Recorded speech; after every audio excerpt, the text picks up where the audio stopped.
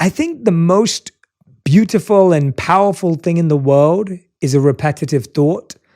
But sometimes the most dangerous thing in the world is a repetitive thought. Absolutely. And we think about the most beautiful things we create is because we're obsessed with this new idea and this new thought that we want to build something. But at the same time, we know countless people who they have a thought every day that says, I'm unlovable, I'm unworthy, I don't deserve love in my life. If someone's having a negative, repetitive thought, specifically around self-worth, what they believe they deserve in love, where do they start with that thought? Well, we think primarily 90% of the time we think the same thoughts as we thought the day before. The challenge with that is the thought that you keep thinking over and over again becomes a belief. And nerve cells that fire together wire together. So the more nerve cells fire, the more they develop long-term relationships and the more hardwired they become. The more hardwired they become, the more automatic they are. The more automatic they are, the more unconscious they become. So the process of change really requires becoming conscious of your unconscious thoughts, which means just because you have that thought doesn't necessarily mean it's the truth.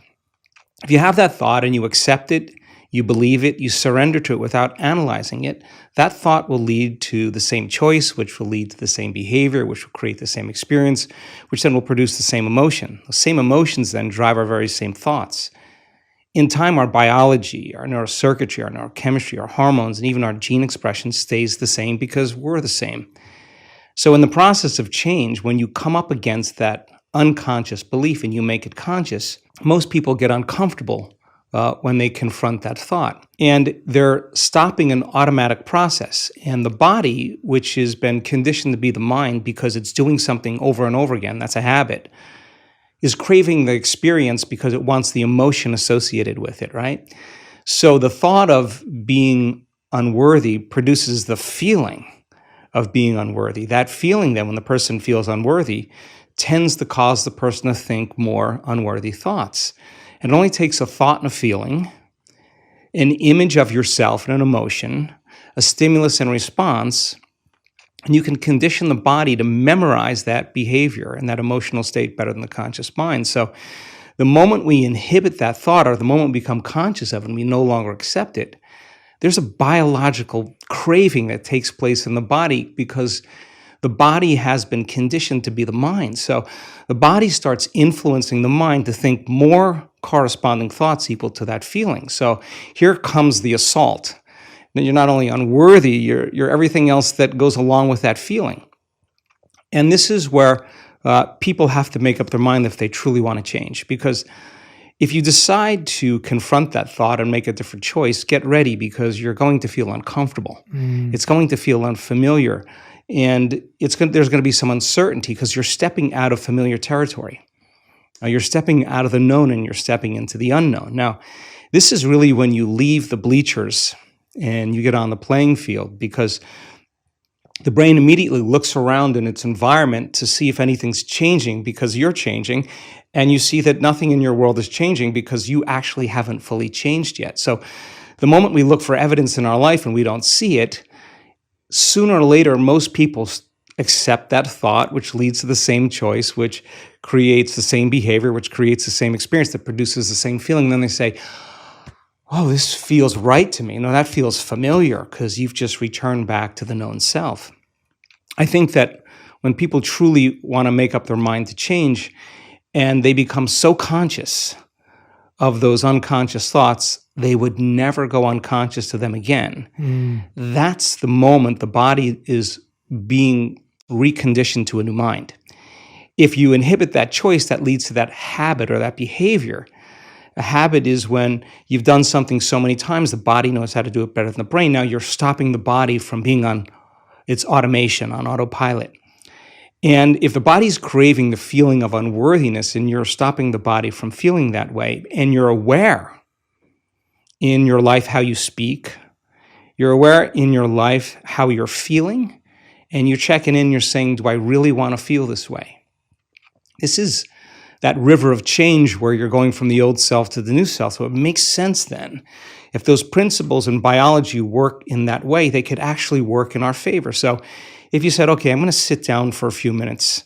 I'm going to become so conscious of my unconscious self, my unconscious personality, that victory today would not be going unconscious to those thoughts, behaviors, and emotions. Okay, let me get so familiar with them that I don't go unconscious. Okay, I got that down.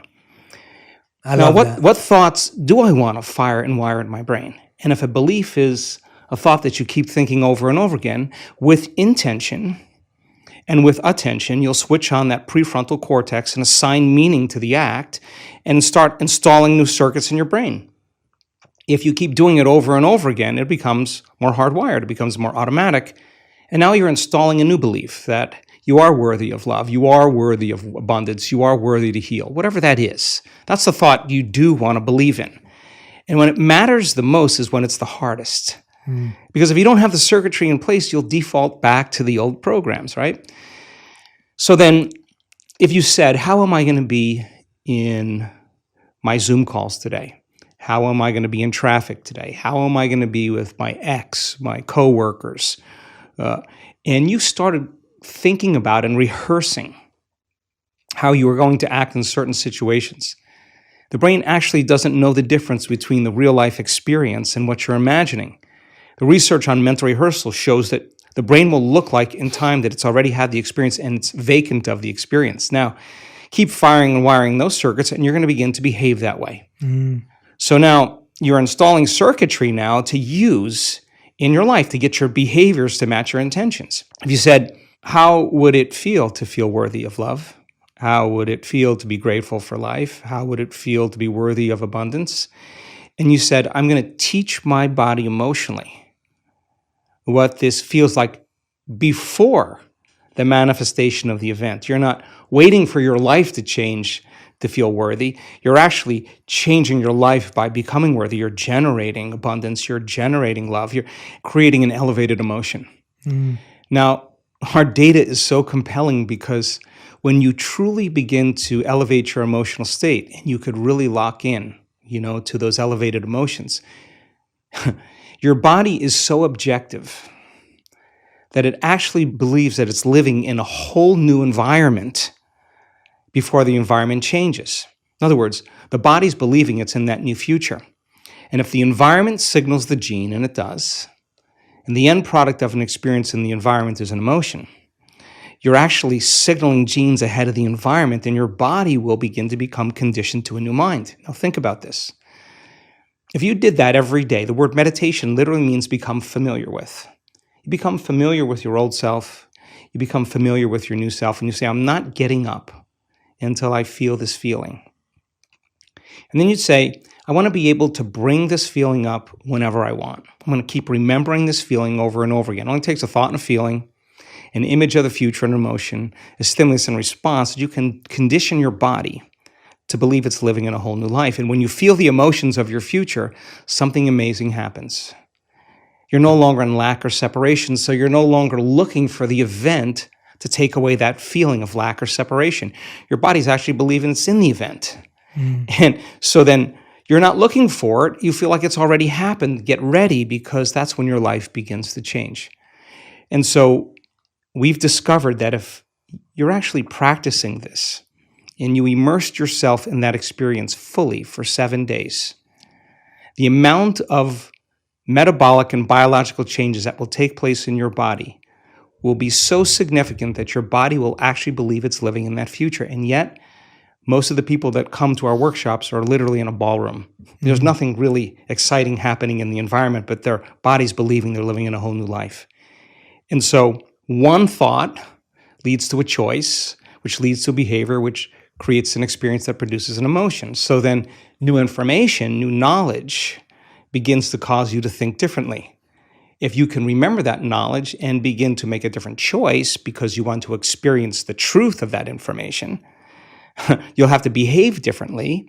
And when the experience occurs and you feel the feeling of your abundance or wealth, I guarantee you're going to continue wanting to make the process of change something consistent in your life. This is why I love talking to you. I mean, that literally, what you just said there, I hope everyone listens to it again and again and again. And partly, I think there's something to be said for that the best things that have rewired my brain and my mind were things that I repeated daily. I took something that I loved listening to or loved learning or reading a paragraph of a book, and I would literally just reprogram myself by giving that to my mind every single day. Yeah.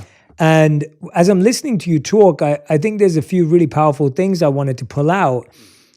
When I lived as a monk and studied the Vedas, they would talk about thoughts in different modes. And there are 3 modes: the mode of ignorance, the mode of passion, and the mode of goodness. And there's a hierarchy to those thoughts. And so the mode of ignorance would be an unfulfilling thought or a completely fear or insecurity-based thought, which would be, I am not worthy, or I am unlucky and I can't do that. I can't be in love. No one can be in love with me. That's like a mode of ignorance thought. A mode of passion thought would be, I can be in love with anyone I want and I can find anything. And it's almost like you're lying to yourself and you haven't really applied what you're saying, and it's just this big, bold statement, but it doesn't quite sit and resonate. And the mode of goodness thought is, I can take steps daily to create love in my life right now. And you start to see how people would often look at what we're saying and they think, oh, it's just positive thinking. It isn't. It's not just a false statement. What you're saying is 2 words you used, intention and attention. You're actually being conscious about where that intention and the attention is being placed. You're intending that if I do something every day and I place my attention on X, Y, Z, then I can create this new reality for myself. Whenever I have a tough conversation coming up, a tough meeting, something difficult, I'll rehearse it in my head. And you're so right that you can prepare for the future. Even when I do skydiving or if I'm sitting in a cold plunge, I'm preparing my mind before I even do it. There's no point of just jumping in and diving in. I think what's really interesting is that partly a lot of the anxiety and stress we feel is because we kind of hope that we'll never feel anxiety and stress again. So there's a sense of like, okay, I can get to a place where I never experience anxiety. I almost think that sets us up to be more hurt by the anxiety and inevitable uncertainty we'll feel. I would love to hear your thoughts. Gosh, I would love to respond to this. I got 3 thoughts going on at the same time. Do it. So to fulfill the first part of that question, it's an experiment, right? It's an experiment. Life is an experiment. So if your personality creates your personal reality, and your personality is made up of how you think, how you act, and how you feel, if you keep thinking the same way, you keep acting the same way, you keep feeling the same way, your life is going to stay the same because you're the same. So the experiment is, okay, let me begin to think differently. So I got to remind myself how I do want to think, and I have to remind myself of how I no longer want to think, so I don't default and go unconscious. Let me remind myself how I'm going to behave so that I could actually get my behaviors to match my intentions. And let me remind myself of how I'm going to feel. If I'm able to succeed in that day, then there should be some change in my life. It's the experiment. And if it doesn't change, that doesn't mean the law doesn't work for you. It's just you're not that good yet. You just got to keep practicing, right? So the act of disconnecting from your life long enough to remind yourself of who you do want to be and who you no longer want to be, that experiment then is the experiment called life. Now, it's not that you react. The question is, how long are you going to react? That's the real question. Because, I react all the time. Everybody does. But if you're going to stay there and you're going to live in that emotional state, you will see life through that lens of that emotion, right? So now, it gets complicated because the stronger the emotion you feel towards certain people or problems in your life, the more you pay attention to them. And where you place your attention is where you place your energy. So from a purely biological as well as quantum state, we could say then you're using that person or that circumstance to reaffirm your dependence on feeling that emotion. So you have to hate your enemy. And if your enemy dies, you'll find another person to hate because that is the response, right? So the body is the animal. It's been conditioned a certain way, and if it's been doing something and feeling something for an extended period of time, there's a modification of its receptor sites. It's needing those emotional states. So in the process of change, just be ready because you're going to feel uncomfortable a lot of the time. Now, the question is, do you want to stay there? So then Most people think they don't have any control over their emotional state. They think, I'm just this way and I feel this way. Well, we actually can show people that that's not the truth, that when it's the hardest, it matters the most. And if you're able to really work and train your body like you're training an animal to stop feeling one way and start feeling another way, if you believe that you're an eternal being, let's just say that, just most religions talk about we're eternal. Most sects of thought, there are only a few that don't. Whether you're going to heaven or hell or nirvana or on the wheel, you're pretty much going to be around for a long time. That moment matters so much in the light of eternity, because that's the moment you make up your mind to no longer be defined by your past. Why are you being defined by your past? Because emotions are a record of the past. And so then if you're feeling that emotion, your body is believing it's back in that same experience of the past. So the more knowledge that we have and understanding that justified, valid or not, those emotions are hurting no other person but you, because the long-term effects of living by those emotional states, those survival states, are actually down-regulating genes and creating diseases. Sooner or later, you're going to have to ask yourself, is this loving to myself? And forgiveness is just when you overcome the emotion, you take your attention off that person or that problem, and you're freeing yourself and you're freeing them. So people do the best with what they think is available. That's my belief. And if you're unaware that you can control your emotional states, you'll rely on something outside of you to do that, whether it's a computer game, whether it's a Netflix show, whether it's a drug, whatever it is that you need to make that feeling go away. You're dependent on your outer world. And I think that's a hypnosis. That's a conditioning. You teach people that you can actually regulate and change your emotional states.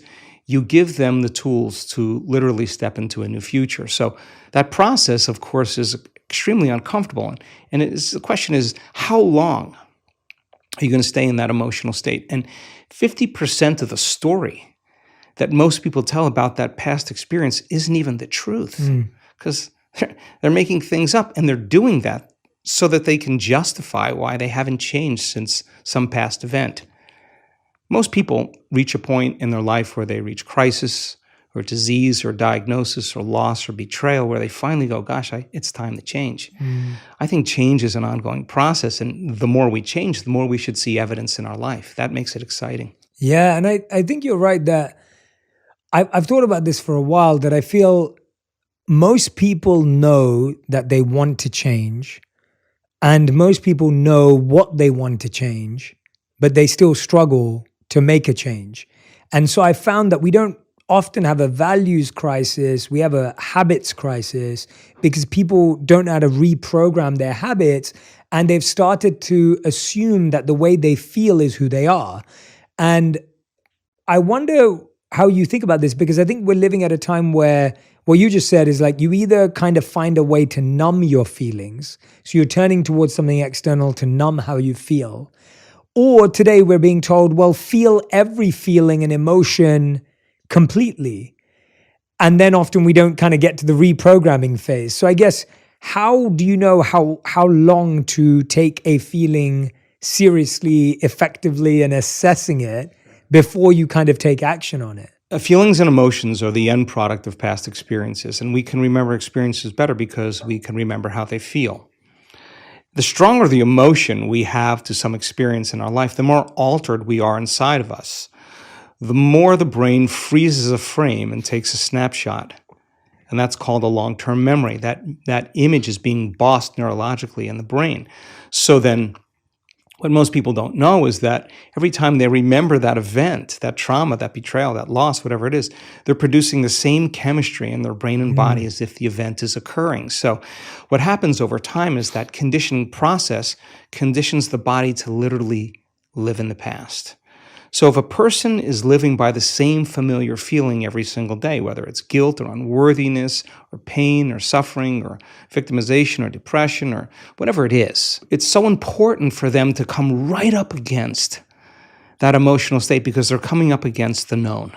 The question fundamentally becomes, for that person, is it possible then to feel a different feeling? Now, if you cannot feel a different feeling other than the feeling that you're used to feeling, it should tell you volumes about that feeling because it's going to influence your very same thoughts. So the research that we've done over and over again is that the only way you're actually going to reprogram your brain to work in your favor is you got to learn how to regulate your brainwaves. And you know this, of course. Beta brainwave patterns are thinking brainwave patterns. It's the analytical mind. It's our critical facilities. We're in beta right now. We're aware of our bodies. We're aware of the environment. We're aware of time. The neocortex is switched on. It's what plugs us into three-dimensional reality. It's the seat of the autobiographical self. There's a lot of circuits in there from things you've learned intellectually and things you've experienced in your life. So for the most part, it's a repository of the past, right? And so 90% of those thoughts that we think being the same thoughts as the day before tend to become like automatic programs, and they become more subconscious or more unconscious. So in order for us to begin to change those programs, we got to get into the operating system. And the only way we do that is we got to slow our brainwaves down in that thinking neocortex. The challenge for most people is they have so many demands in their life. They have so many emotional responses to circumstances in their life that they're living in a state of stress and living in a state of survival. In a state of stress and survival, you don't close your eyes. You got to keep your eye on the ball. You got to keep your attention on the outer environment. So their brains tend to work in a higher brainwave pattern, a mid-range or high-level beta brainwave pattern. And that's like driving your sports car in first gear. It's a lot of energy for the brain. So learning how to regulate and slow your brainwaves down is something that we've been very, very interested in. When you teach people how to do that, it could become a skill. Mm-hmm. And when the brain starts to relax and it moves into less of that chatter that takes place in your brain and more of kind of an imaginary state, the brain sees in pictures and images, it's more creative, we're moving into that alpha state. So now the door between the conscious mind and the subconscious mind opens up as we get beyond our analytical mind. And our analytical mind is actually what separates the conscious mind from the subconscious mind. So as you slow your brainwaves down and you get into alpha, you're entering the operating system. And that's where you can rewrite a new program. That's where you can rehearse a new script. That's where you can begin to plan your behaviors in an intentional way. If you can't change your brainwaves, then it's like your computer running amok with all of those programs and you yelling at it, telling it to stop. You're not in the operating system. Some people can get to the point where they're so relaxed that the body's in a light sleep, and yet they're conscious and awake, and now they're in this theta brainwave pattern. And in theta, that's a hypnotic state. We're very suggestible to our thoughts. We're very suggestible to information in that state. And that state then is where we see the most change take place. And so the person can literally change from the inside out when they learn how to get into the operating system. You've just hit the nail on the head with the constant experience everyone has. I think, again, going back to what I was saying, that when we're trying to make a change, the thing that blocks us from making the change is usually stress. If I'm trying to be a kind, loving, compassionate person, but I'm stressed out, I'm likelier to be snappy and rude and condescending. If I'm trying to be healthier in my diet, but I'm stressed out or burnt out, I'm going to reach for the sugary food or the carbs and the fat. Like, that doesn't come from anything else but stress. To take away the feeling. Take away the feeling, right? Yeah. So let's get real clear, because I think it's important for people to understand when we're talking about stress and we're talking about living in survival. It's so important to name those emotions, because anger and frustration and control and hatred and envy and jealousy and insecurity and unworthiness and guilt and shame and suffering and depression, those are all derived. Those are emotions that are derived from the hormones of stress. And psychology calls those normal states of consciousness. Those are altered states of consciousness. Because in stress, the physiology is that we're knocked out of homeostasis. We're knocked out of balance because we're perceiving some threat, some danger, some emergency. And so the stronger the emotion you feel to whatever stressor there is in your life, the more you pay attention to it. And so in time then, you have to keep your attention on all the important elements in your life. So you sit down to do a meditation. And when you're living in stress and you're living in survival, there's only 3 things that are important in that moment.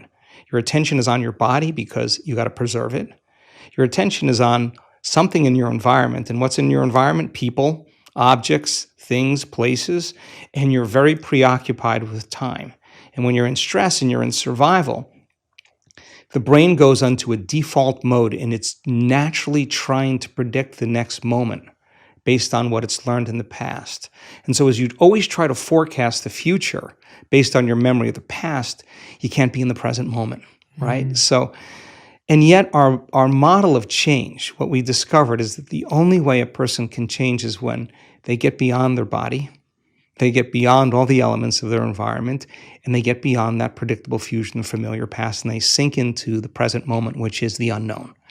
So if you can't do that because of the hormones of stress, most people will sit down and they'll say, okay, I'm going to close my eyes. I'm going to start this process where I'm going to rehearse how I'm going to be today. And they start thinking about their cell phone. They start thinking about all their emails. And they start thinking, I can't meditate. There's something wrong with me. It's my mother's fault. And they actually believe that thought to be the truth. And then they get up and they actually reaffirm it and they say, I can't meditate. Now, I can tell you that if you are willing to see that thought as just a thought in your brain and you're curious what's on the other side of that thought, yeah, you're going to feel uncomfortable. But if you had some tools and skills to apply and you were able to take your attention off your cell phone and settle your body back down into the present moment, that would be a victory. And then your body would say, come on, you got to feel a little frustration now. You got to be impatient. You got to be judgmental. Come on, that's what you always think. That's how you always feel. And you, like an animal, you settle the body back down into the present moment and you tell it it's no longer the mind, that you're the mind. That's a victory. Then the body says, hey, dude, you're super busy. You got a lot of things to do. You got a lot of people to see. You got a lot of places to go. You got a lot of things to do. And you've been doing the same thing every day. Your body's going to want to get up and do something. You're going to want to quit because your brain's telling you that you can't do this. If you had the awareness to settle the body back down into the present moment, you would be executing a will that's greater than the program, because most people lose their free will to those programs. And it's that tedium in the beginning that is an uncompromising will, where you keep training the animal to stay, to take all of its attention off the environment, to get beyond all the cravings, the feelings, the habits of the body, the drives of the body, and catch yourself defaulting to that predictable future, bringing your body back into the present moment, siphoning energy back, your attention into the past based on those familiar emotions of the past. We've discovered that if you're willing to do that for just a few days, you could actually liberate an enormous amount of energy from your body. You go from particle to wave, from matter to energy, and you're literally transmuting those limited emotions into elevated emotions, and something really beautiful happens if you're willing to fire the crucible and sit through that long enough. All of these emotions move, that energy moves right up into the heart, and the person starts falling in love with life. They start feeling this state of gratitude, this gratefulness to be alive, this ineffable word of relaxed and awake. And something really magical happens when we've discovered this little simple thing. When that energy makes it to the heart, there's only one place it wants to go, and it goes straight to the brain.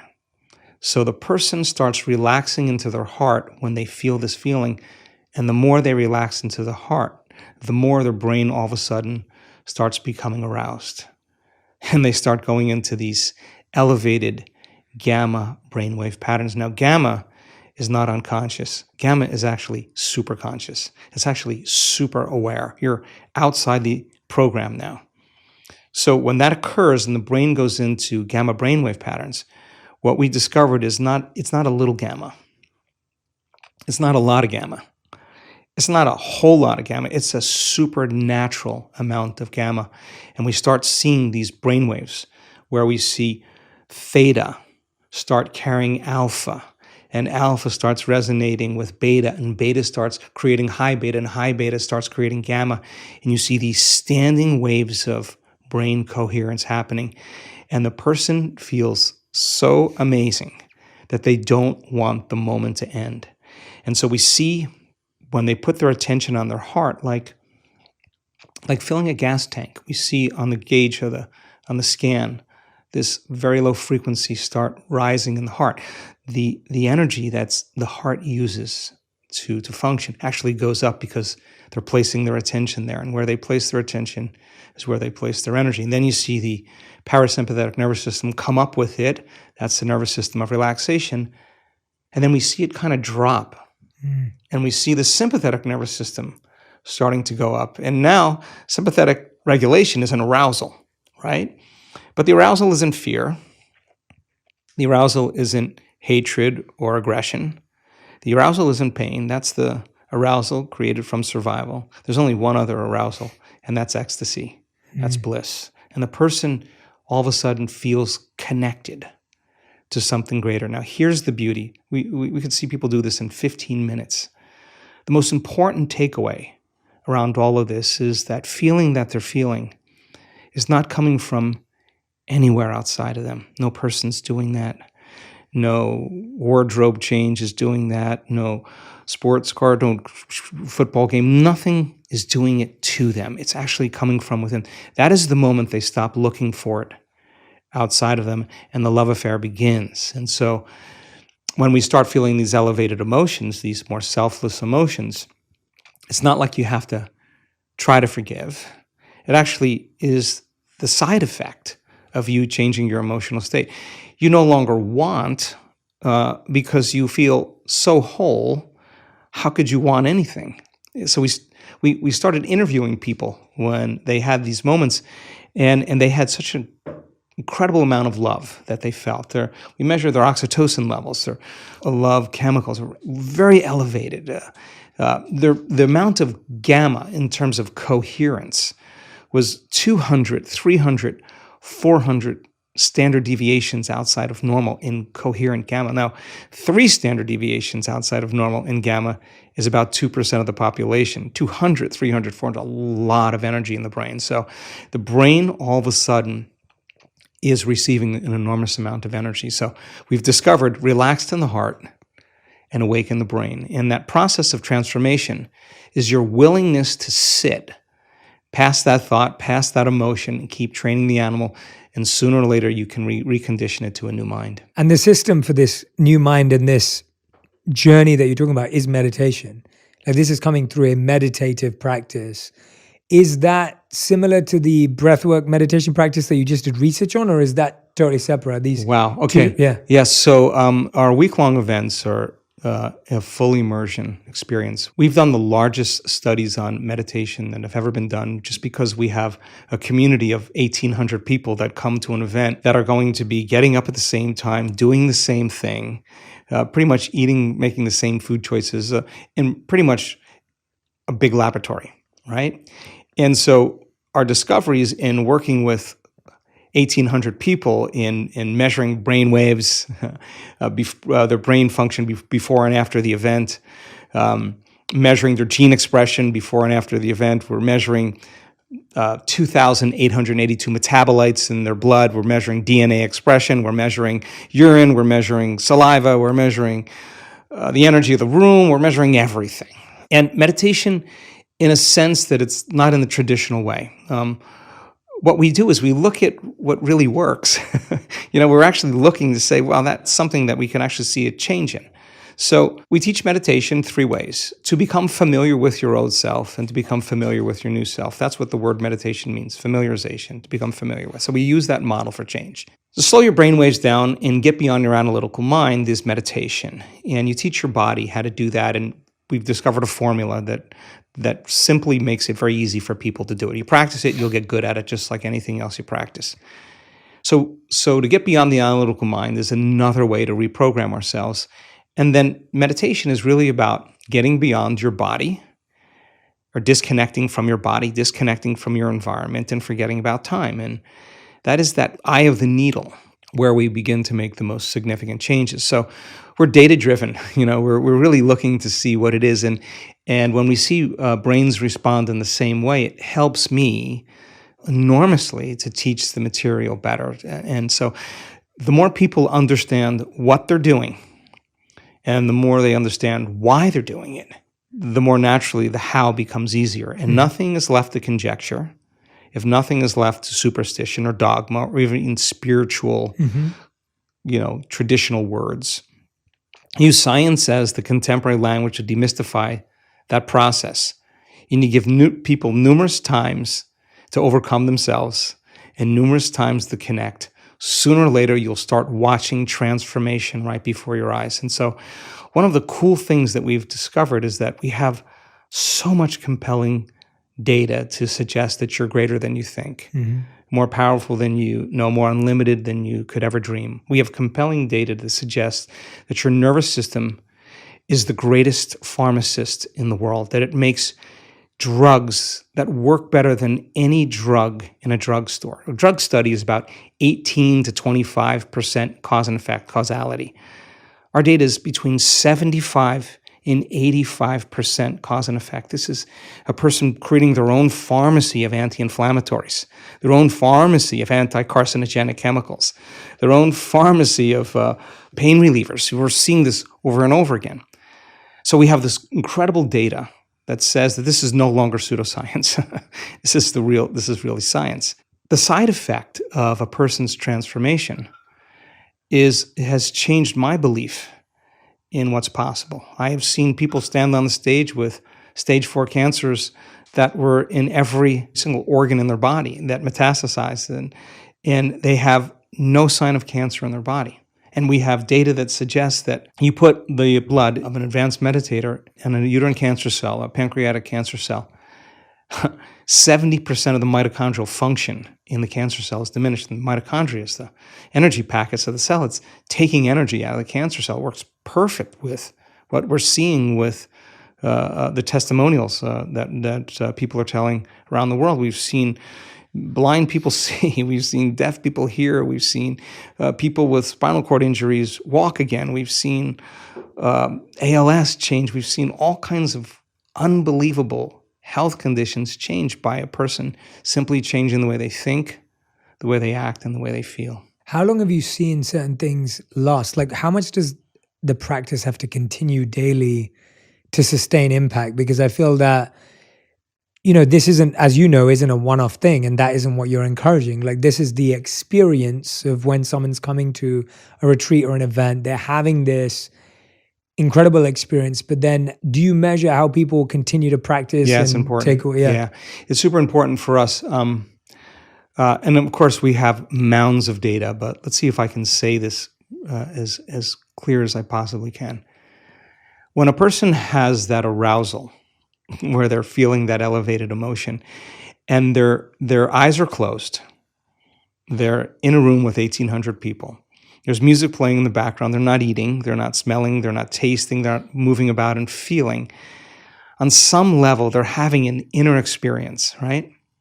And the body is so objective that it's literally believing it's living in a new environment. And so that elevated emotion somehow tends to drag the body right out of the past into the present moment. So many people with everything from eczema to muscular dystrophy, when they have those events, there's a biological change that takes place in their body where they feel completely differently. Now, some people heal all the way.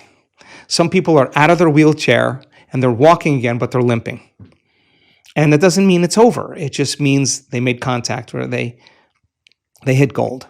And so there's varying degrees that we see. We've seen people for 7 years work on a terminal health condition. It took them 7 years to heal that health condition. Some people it takes 2 years, 3 years. Some people they do it in 3 months.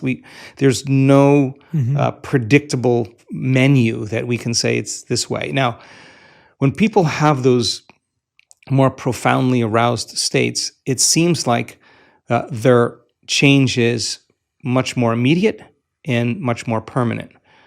But for the most part, we see people's response pretty dramatic. Now, it's also important to say that we have seen people heal from terminal cancers, stop feeling those elevated emotions and return to responding to the circumstances and conditions in their life and return back to the same personality.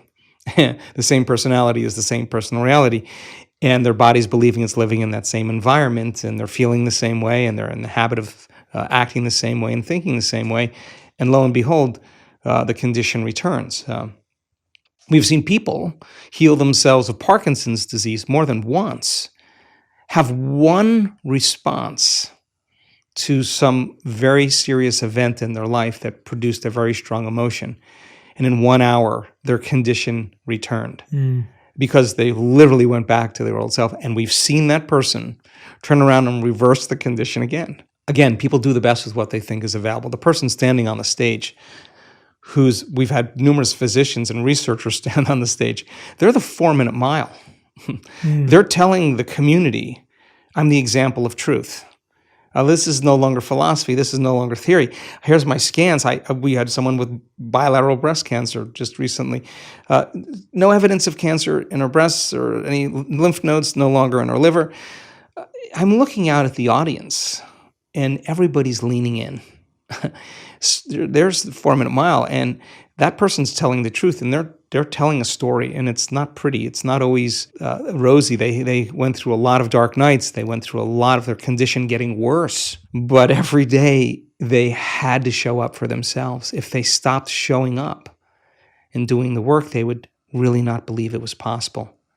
But if they showed up and did the work, it means that they believe it's possible. And I think when you believe in possibility, you got to believe in yourself. When you believe in yourself, you got to believe in possibility. So it used to be a few examples of that. Now we have so many great testimonials, so many great stories that now it's becoming infectious, just like a virus or any bacteria becomes infectious. Now health and wellness becomes as infectious as disease, and you get a community of people starting to break through, and you start seeing these changes where people stand on the stage. Invariably, you're going to see a very strong shift in consciousness, and consciousness is awareness. And if you're unaware that you could actually heal yourself, you'll make the same choice. Once you see it, I think it starts creating a brush fire, and that's really the exciting part. So we're seeing so many great testimonials that are undeniably great stories of transformation. And many of those people still no longer have their eczema, still no longer have their Parkinson's, still no longer have their cancer.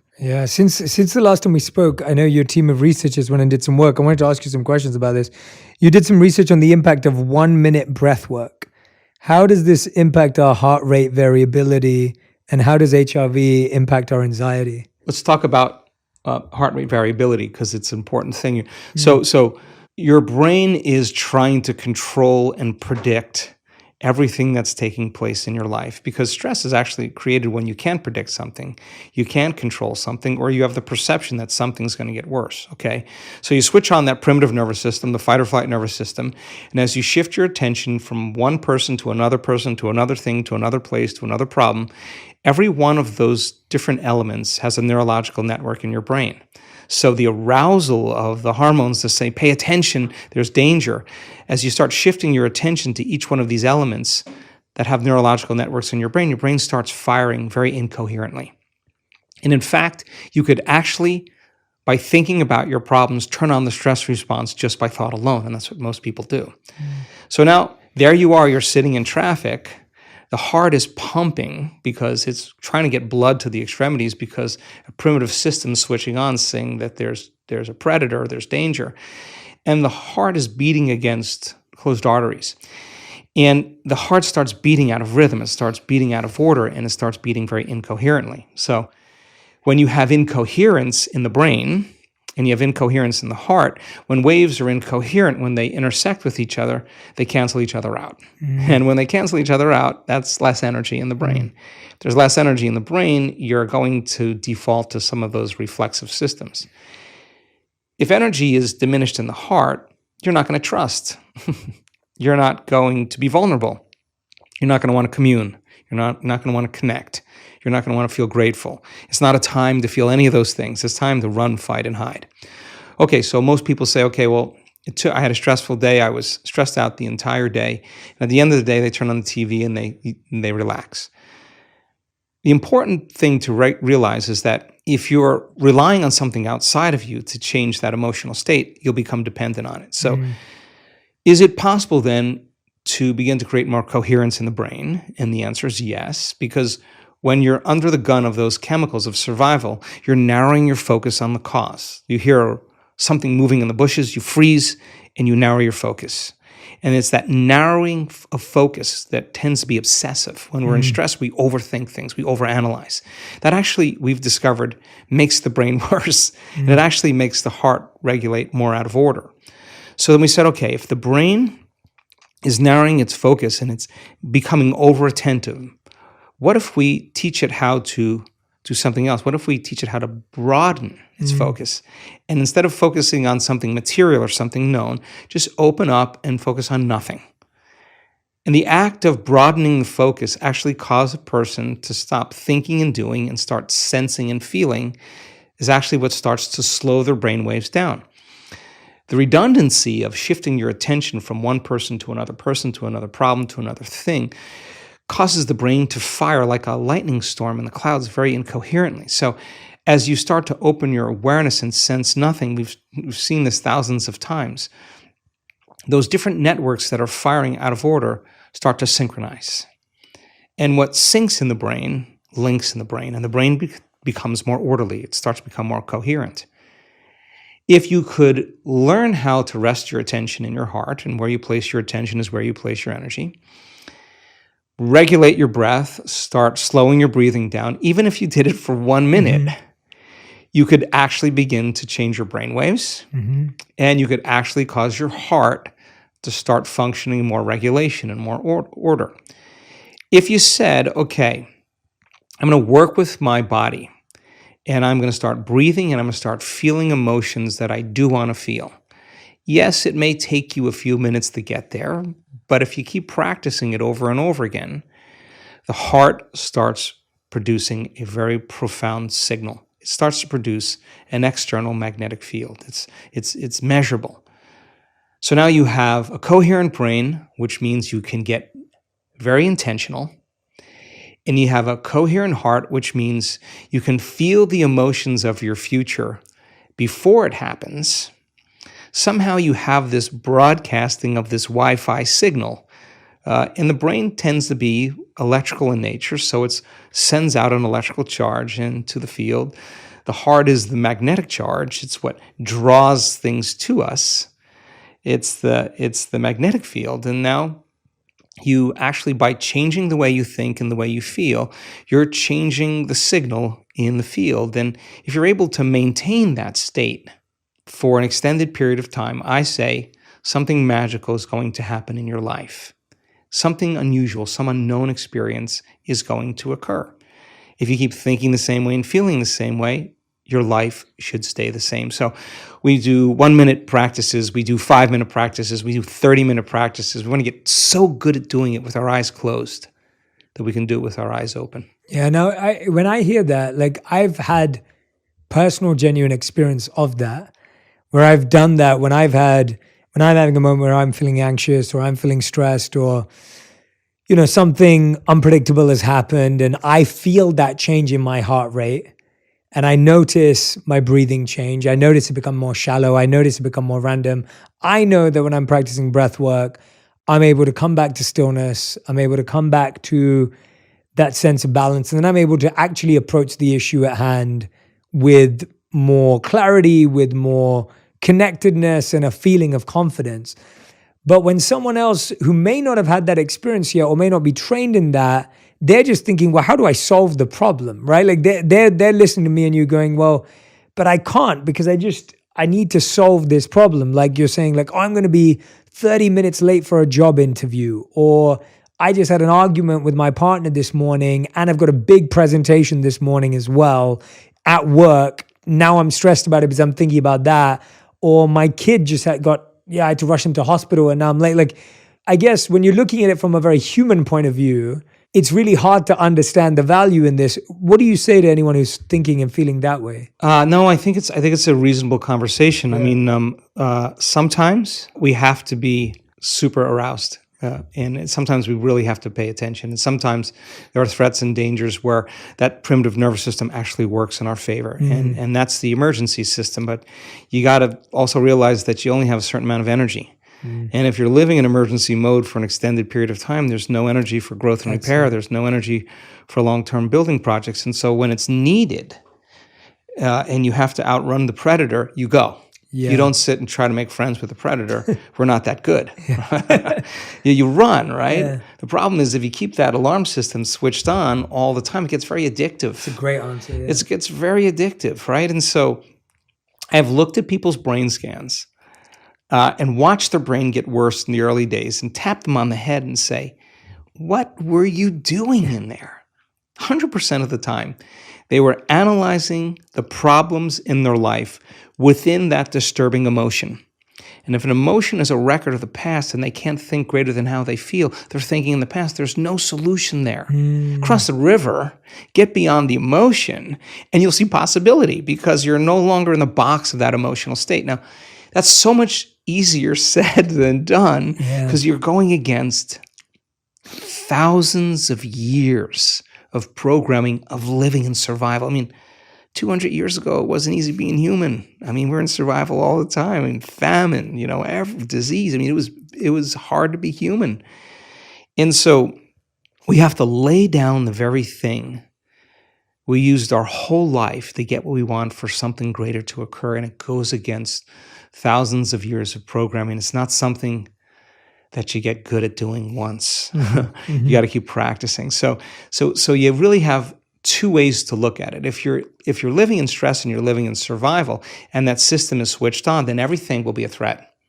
Everything will be a danger. Everything will be a reason to rush, to be impatient, to be frustrated, to be judgmental, because that's the consciousness, that's the emotion we're living by. So now you have a problem with a coworker, you have a problem with your partner, whatever it is that you used as an example, and you have to give a presentation. Now you really have one of two choices: either be victimized by those conditions in your life and you stay in that emotional state. And I'll say to you, Jay, why are you that way? Well, I'm this way because of this person, this circumstance. That person or circumstance is controlling the way I feel and the way I think. Anything that controls the way I feel and the way I think, I'm victim to, right? Okay. Or I actually can be a creator now.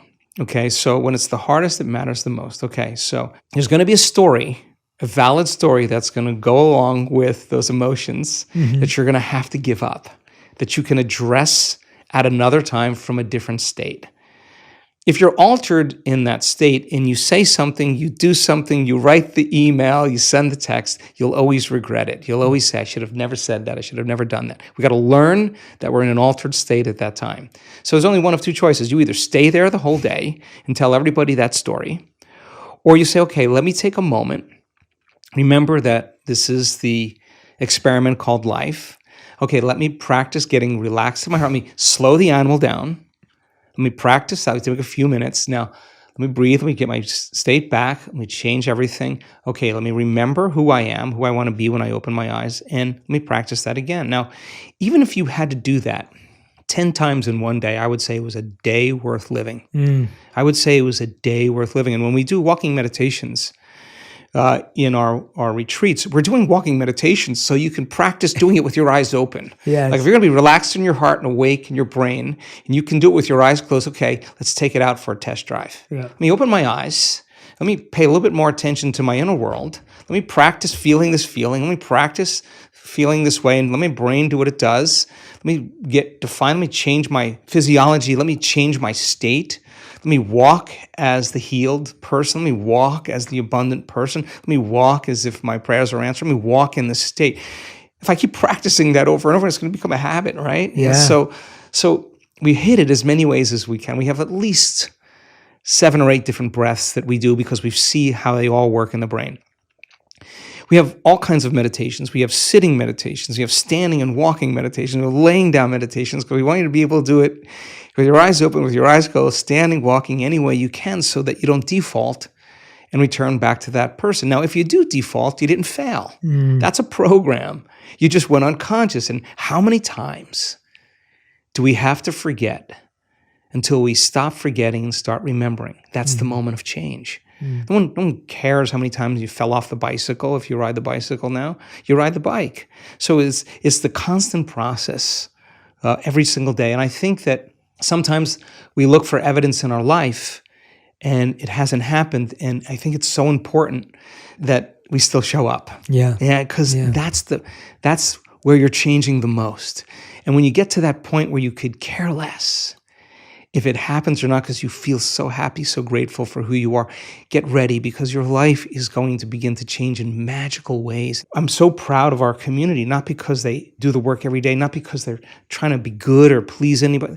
They do it because they don't want the magic to really end. And the experiment is too good. They're going to continue to be a creator in their life. So then when they change the way they feel and the way they think, and they start seeing evidence in their life, they're going to remember what they did inside of them to produce that outcome, and they're going to believe they're creator of their life and less of the victim of their life, and that's empowerment. Yeah. And you can't take that away from anybody. You can't tell me now you're too sick to do that.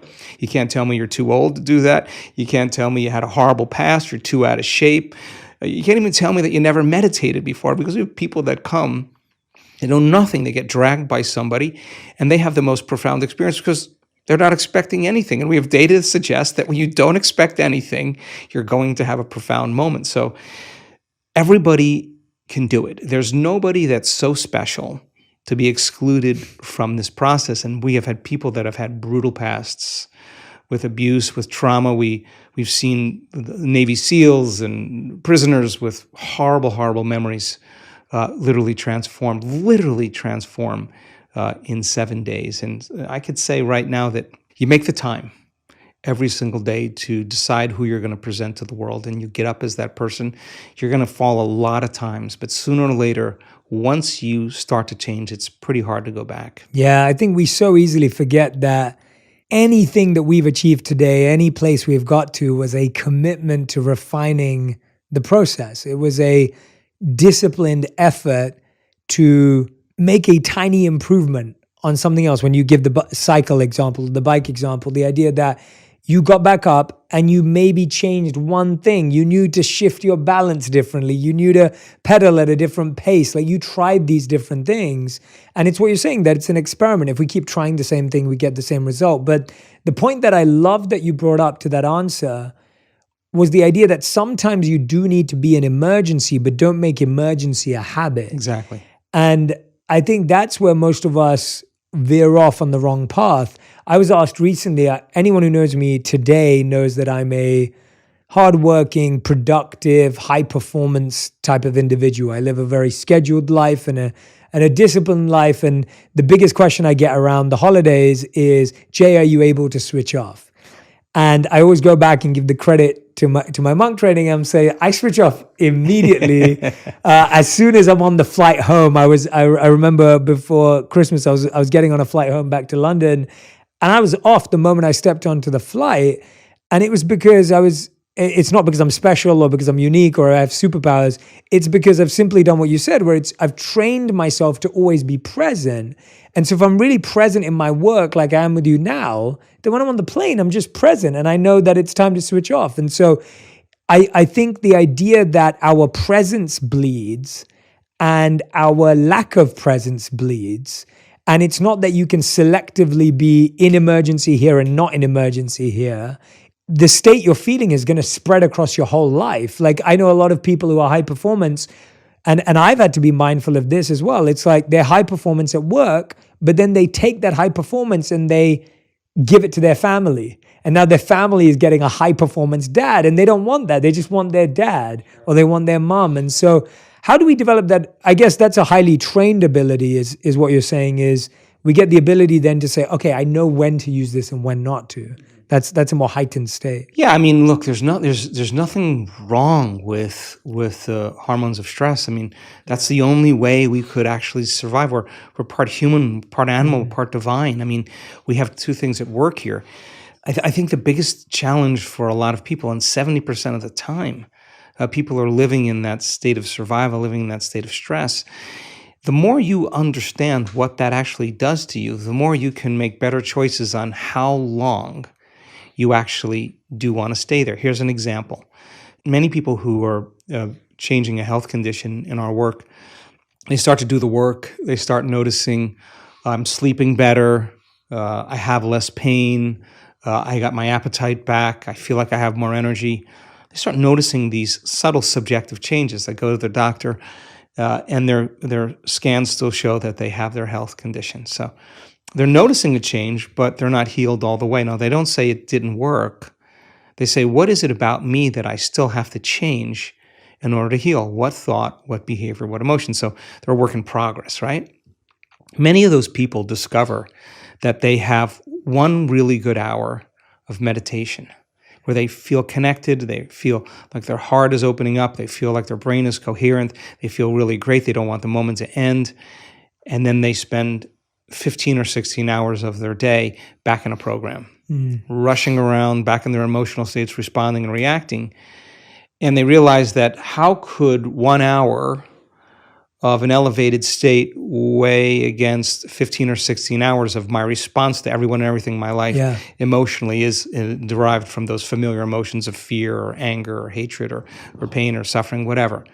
Okay, so now this is where the practicum actually goes to the next level because they're no longer just sitting down and rehearsing who they want to be. They're actually rehearsing for their life. They're saying, okay, when I see that person, when I'm in that circumstance, I can't go unconscious and feel this emotion, and I can't go unconscious and say these things or act this way. How am I going to act? What would love do? What would greatness look like? They don't know. They read about it. They get more information, and they're building this model. And now all of a sudden, their response to people, to circumstances, to problems in their life are changing.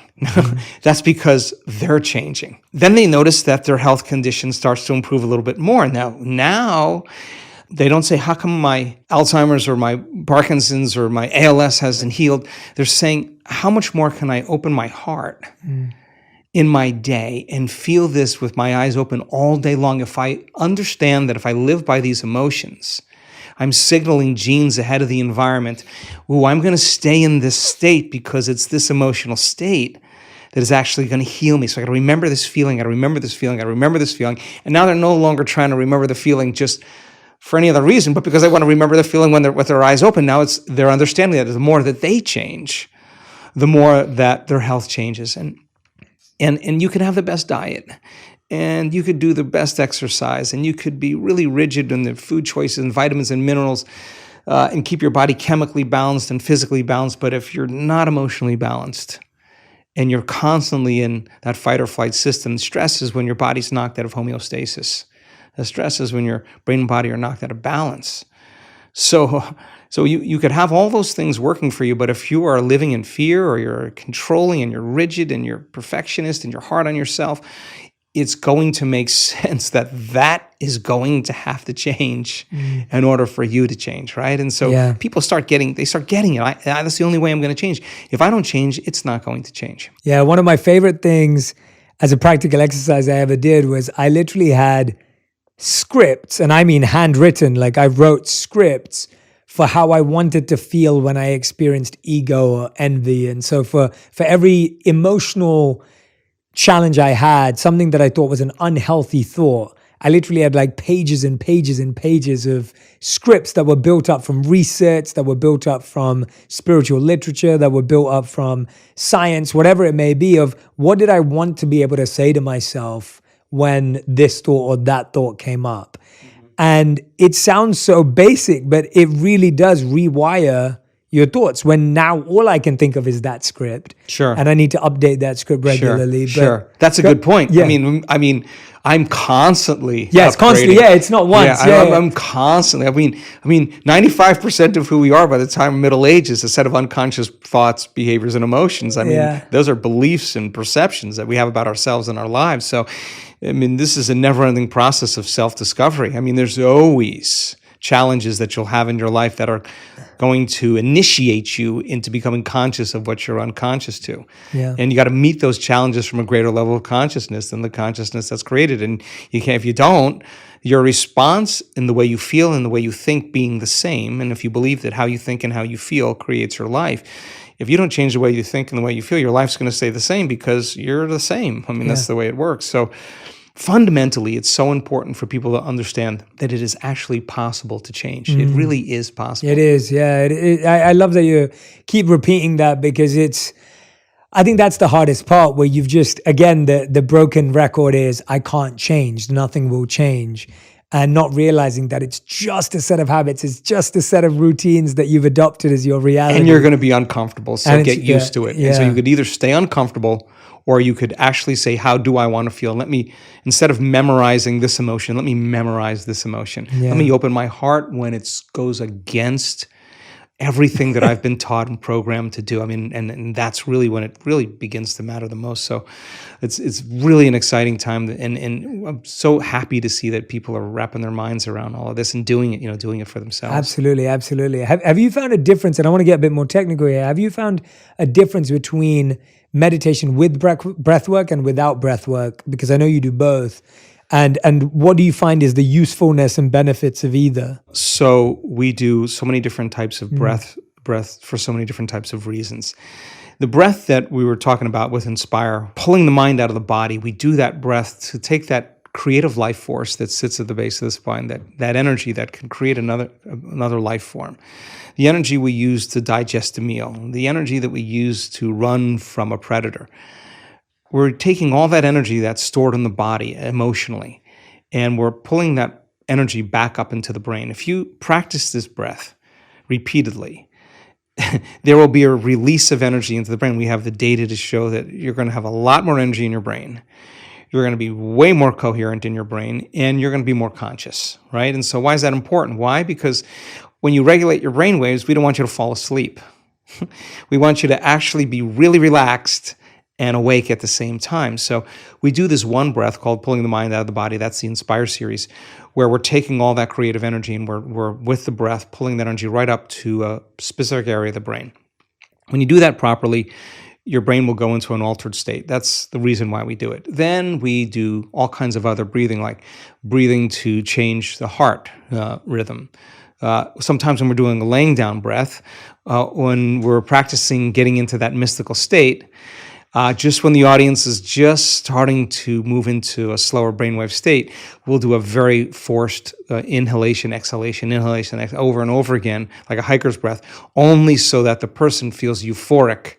And so euphoric that they don't want to fall asleep. And they'll move into a slower brainwave pattern, and the door between the conscious mind and the subconscious mind opens. And many times there's a mystical experience waiting for that person that's transcendental. So we do all kinds of different breathing techniques because we have different intentions behind each one of them. If people want to dive into those, where should they go if they want to kind of grab some of those techniques or get access? Are they only at the events? There's an online course that we offer called the Progressive Workshop. Great. In the Progressive Workshop, we teach a few of those breaths.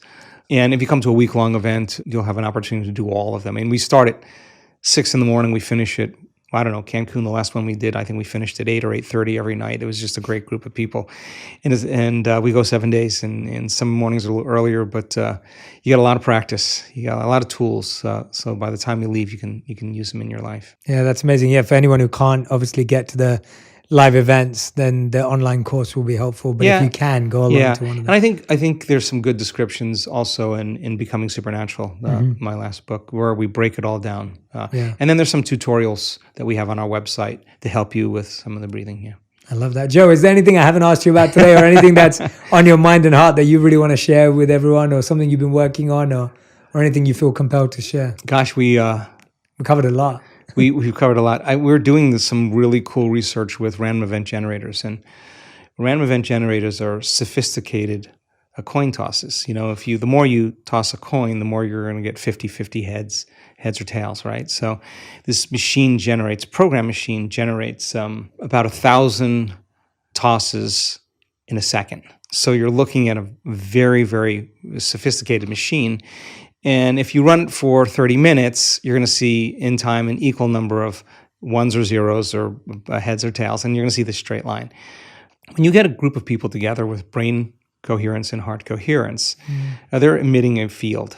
And when we do healings in our events, 100% of the time when we do those healings, those random event generators have dramatic skews to show that random events become less random and more intentional. And it's collective networks of observers that determine reality. And it's not the number of people, it's not the amount of energy, because it could be entropic. It's the most coherent energy. And we're causing a machine that's programmed to behave in a very, very different way. And I think that idea of community, of people coming together when everybody else is in fear, to show courage, when everybody else is in pain, to show compassion, when everybody else is in anger or hatred, to show love. I mean, I think by nature as human beings, I think we are wired to give, to connect, to commune, to take care of one another, to heal one another, to shine for one another. And our data is so exciting to actually support that theorem. Yeah, I love that you brought that up. And that's very macro and big as well, but also micro in that you're measuring people's daily experience. I think, when I think about families who live together, or couples or partners or whoever you may be, when you're sleeping together, when you're waking up together at the same time, when you're sitting for meals together, when, we've realized and we know that the science shows that your heart rates sync up, like your heartbeats sync up when you're with someone. And I think it's really interesting because I think today in our individualistic world, there's a big desire to do things at our own time, when we want, how we want. But if you're truly trying to build a relationship with someone else or build community, there's so much to be said for doing these basic practices at the same time together, right? It's really hard to be in community when you're in survival, because survival makes us put our attention on ourselves, right? And I think that when people are not living in survival, when they're out of survival, our nature really is community, is culture, is connection. And it starts with the self, then it starts with our closest relationships, and it builds out from there. And I think that's a healthy model, for the world. I mean, when you're working on yourself and I'm working on myself, and I'm okay with me and you're okay with you, we're going to be okay with everybody.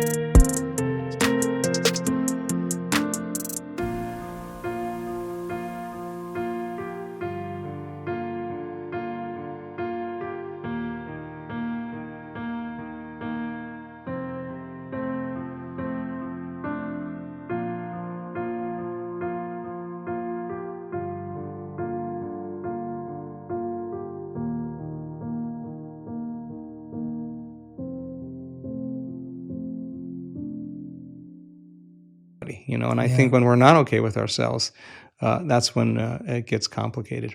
That's amazing. Everyone who's listening and watching, make sure you go and follow Joe across social media. We'll put the links to everything in the sections there so you can follow along. But I want to make sure that you share with me your greatest insights. Tag me and Joe on Instagram, on Twitter, on TikTok, whatever platform you're using. Let us know what you'll be practicing. I hope that there's parts of this conversation that you'll listen to again and again and again.